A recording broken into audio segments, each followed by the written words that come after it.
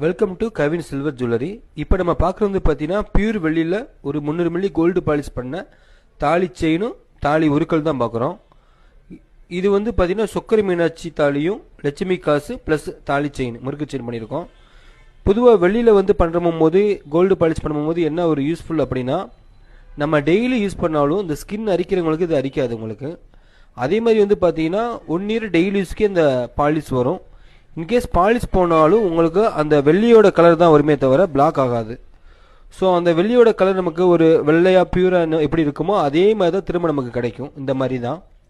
So உங்களுக்கு இதே மாதிரி உங்களுக்கு விருப்பப்பட்ட தாலி எந்த தாலினாலும் உங்கள் கேஸ்டக்கூடிய தாலினாலும் நம்ம செஞ்சு கொடுத்துருவோம்.